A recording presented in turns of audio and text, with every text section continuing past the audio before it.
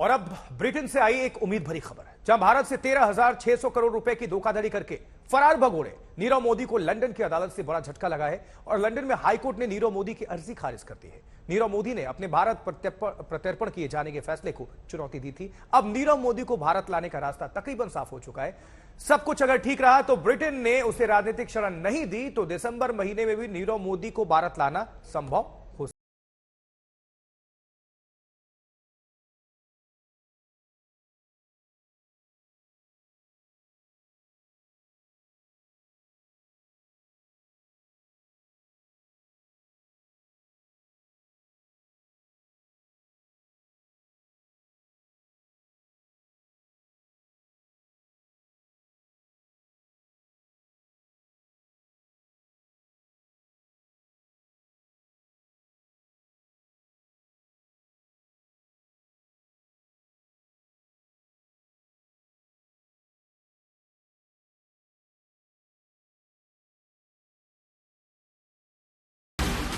अब लंदन के हाईकोर्ट ने नीरव मोदी की अर्जी को खारिज करते हुए उसके भारत प्रत्यर्पण का रास्ता साफ कर दिया है। नीरव मोदी ने भारत प्रत्यर्पित किए जाने से बचने के लिए डिस्ट्रिक्ट कोर्ट के फैसले को हाई कोर्ट में European convention of human rights के आर्टिकल 3 और प्रत्यर्पण कानून 2003 के सेक्शन 91 के तहत अपनी मानसिक स्थिति का बहाना बनाकर चुनौती दी थी।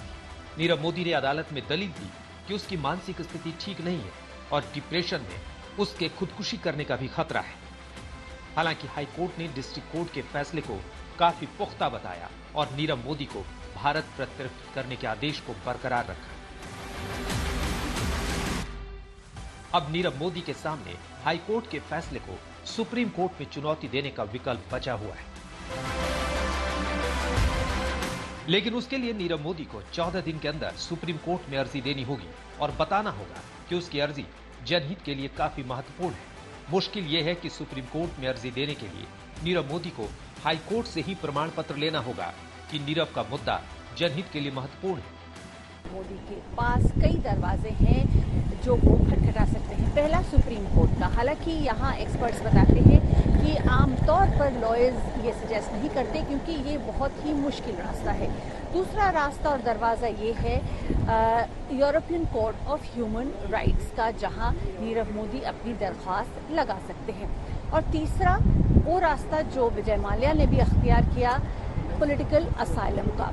पॉलिटिकल असाइलम और एक्सट्रेडिशन केस में एक अंतर है। एक्सट्रेडिशन केस पब्लिक के सामने होता है, प्रोसीडिंग्स सबके सामने की जाती है, लेकिन पॉलिटिकल असाइलम कॉन्फिडेंशियल केस होता है। कौन करता है, किस बिना पर किया जाता है, इसकी पूरी जानकारी कॉन्फिडेंशियल होती है। नीरव मोदी क्या रास्ता इख्तियार करते हैं ये वक्त बताएगा, लेकिन इस वक्त वो वॉन्सवर्थ प्रिजन में है और मार्च 2019 से वहीं कैद है।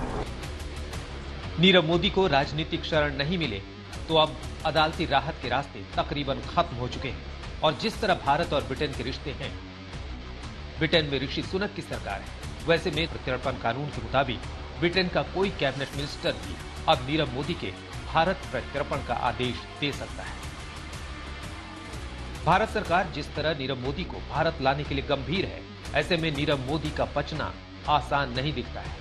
वैसे भी इसी महीने के आखिर में भारत के प्रधानमंत्री नरेंद्र मोदी G20 की प्रेसिडेंटशिप के लिए इंडोनेशिया जाने वाले हैं, जहां ब्रिटेन के नए नवेले प्रधानमंत्री ऋषि सुनक से भी पीएम मोदी की मुलाकात होने की उम्मीद है। लविना टंडन, लंदन, आज तक।